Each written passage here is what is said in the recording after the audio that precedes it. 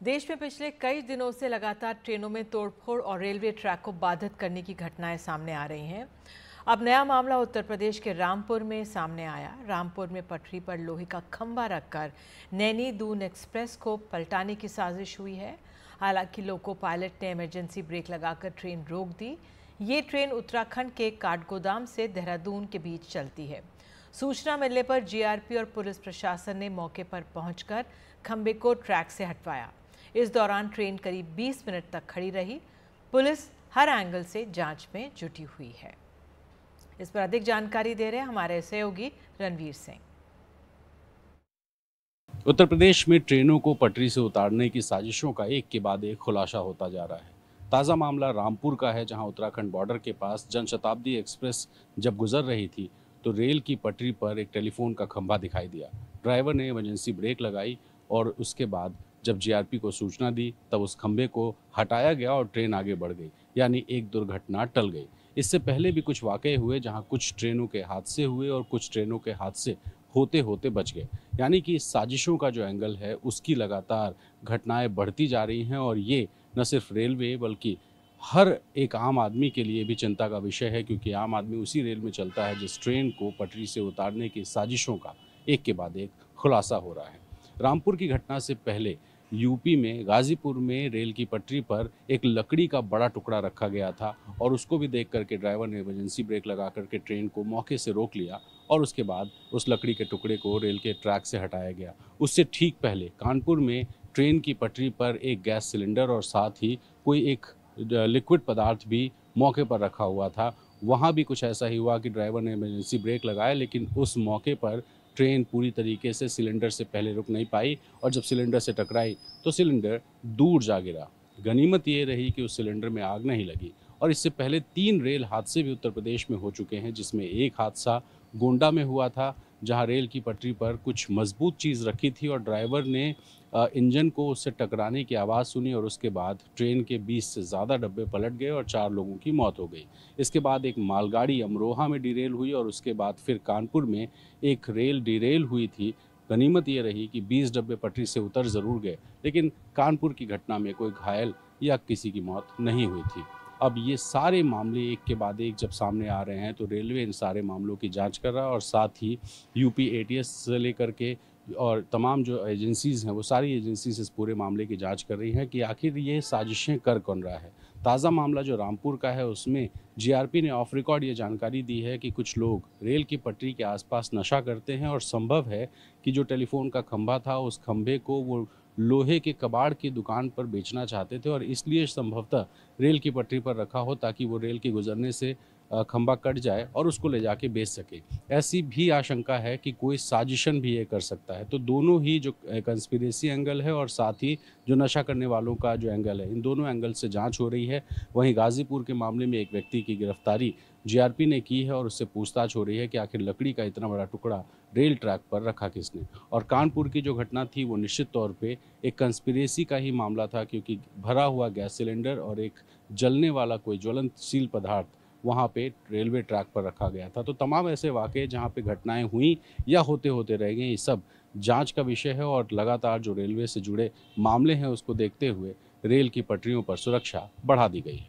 लखनऊ से camera person Virendra Saini के साथ रणवीर, एनडीटीवी इंडिया।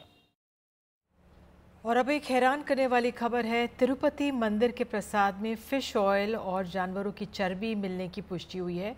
आंध्र प्रदेश के मुख्यमंत्री चंद्रबाबू नायडू ने पिछले जगन मोहन रेड्डी सरकार पर तिरुपति मंदिर के लड्डू प्रसादम में पशु चर्बी मिलाने का आरोप लगाया था, जिसके बाद जांच के लिए सैंपल भेजे गए और उसकी रिपोर्ट में फिश ऑयल और चर्बी मिलने की पुष्टि हुई। चंद्रबाबू ने कहा था कि पिछले 5 साल में वाईएसआर कांग्रेस पार्टी के नेताओं ने तिरुमला की पवित्रता को धूमिल किया है। उन्होंने अन्नदानम की गुणवत्ता से भी समझौता किया है। यहाँ तक कि तिरुमला के पवित्र लड्डू में घी की जगह जानवरों की चर्बी का प्रयोग हुआ। हालांकि अब हम प्रसादम में शुद्ध घी का इस्तेमाल कर रहे हैं और प्रसाद की पवित्रता की रक्षा के लिए कड़ी मेहनत कर रहे हैं। और इस पर ज़्यादा जानकारी दे रही हैं हैदराबाद से हमारी सहयोगी उमा सुधीर। आंध्र प्रदेश मुख्यमंत्री चंद्रबाबू नायडू ने कहा कि तिरुपति के लड्डू में जो घी का इस्तेमाल हुआ था उसमें एनिमल फैट भी पाया गया है।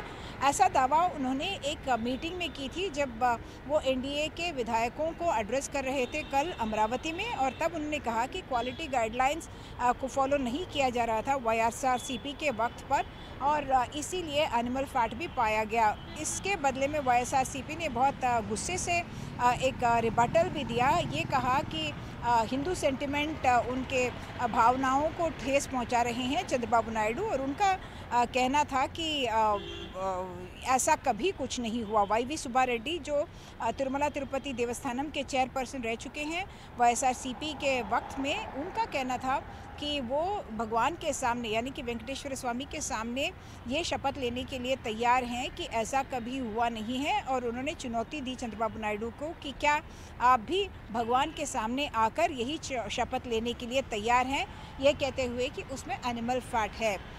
उसके बाद अब तेलुगु देशम के सूत्रों ने हमारे साथ एक लैब की रिपोर्ट शेयर की है। उनका कहना है कि आनम वेंकटरमना रेड्डी जो तेलुगु देशम के एक लीडर हैं, नेता है, उन्होंने सैंपल भिजवाया है एनडीडीबी यानी कि नेशनल डेयरी डेवलपमेंट बोर्ड के काफ लैब में भिजवाया है, और उनका कहना है कि उसमें न सिर्फ वेजिटेबल ऑयल्स यानी कि ऑलिव, लिंसीड, कॉटन वगैरह के ऑयल भी हैं, और उसके अलावा फ़िश ऑयल, बीफ टैलो और लार्ड भी पाया गया है, जो कि बहुत ही एक तरह से शॉकिंग है भक्त लोगों के लिए और बाकी लोगों के लिए भी। ये पूरा मुद्दा एक तरह से अगर आप देखें तो क्वालिटी गाइडलाइंस की बात है।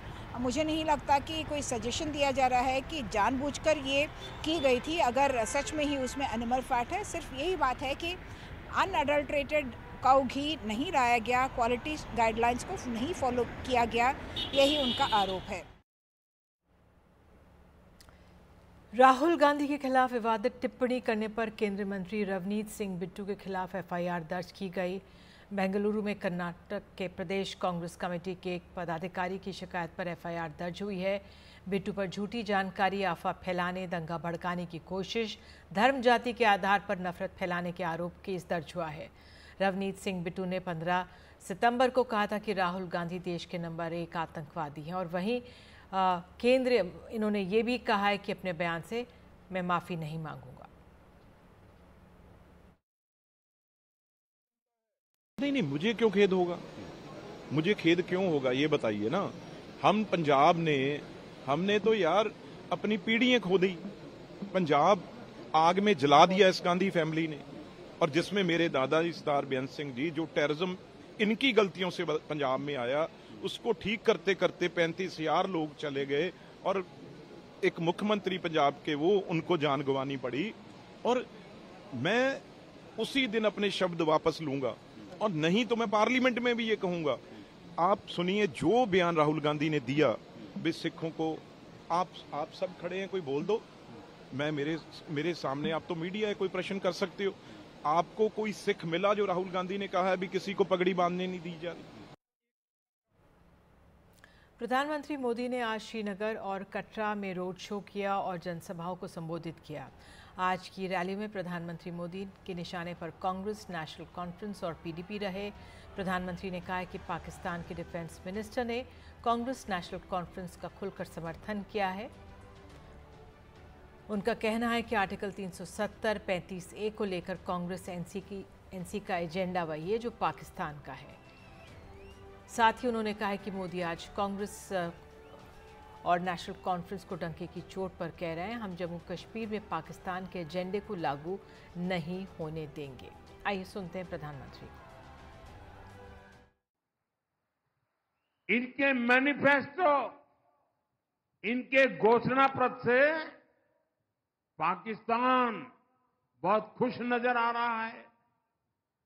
पाकिस्तान के डिफेंस मिनिस्टर ने कांग्रेस, नेशनल कॉन्फ्रेंस का खुलकर समर्थन किया है पाकिस्तान से।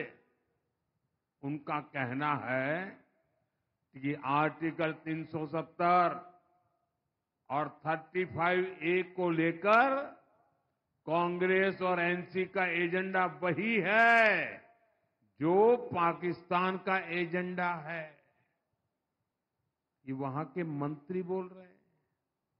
यानी कांग्रेस नेशनल कॉन्फ्रेंस की पोल खुद पाकिस्तान ने खोल दी है।